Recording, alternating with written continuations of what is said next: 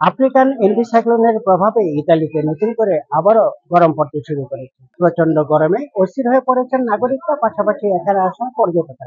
বুধবার ইতালির তাপমাত্রা 40 ডিগ্রি অতিক্রম করবে বলে জানিয়েছে আবহাওয়া অধিদপ্তর।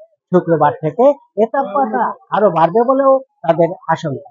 এদিকে এই গরমের প্রভাবে পর্যটকরা দিনের বেলা খুব একটা বাইরে যেতে আগ্রহী নন।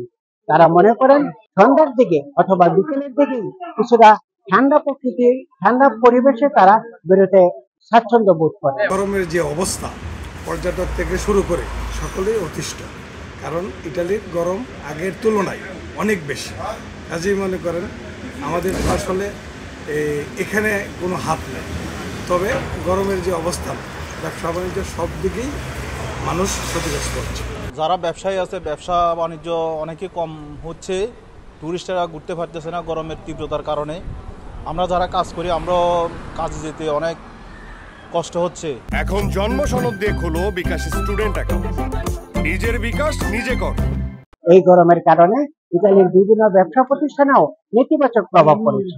ইতালির স্বাস্থ্য মন্ত্রণালয় ইতিমধ্যে নির্দেশনা দিয়েছে বেশি বেশি পানি খাবার এবং শুকনো খাবারের প্রতি, যার ফলে তারা মনে করেন এখন এই নির্দেশনার কারণেও অনেকটাই তাদের ব্যবসায় প্রভাব পড়েছে।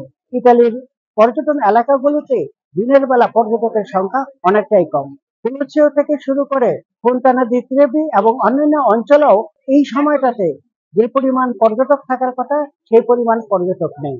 ইতালিতে গেল বছর ইউরোপের মধ্যে সর্বোচ্চ তাপমাত্রা 48.8 ডিগ্রি রেকর্ড করা হয় সিসিলিতে। এবারও সিসিলিতে তাপমাত্রা আগের রেকর্ড ভাঙতে পারে বলেও বিশেষজ্ঞদের অভিমত। ইতালির রাজধানী রোম থেকে হাসান মাহমুদ, সময় সংবাদ।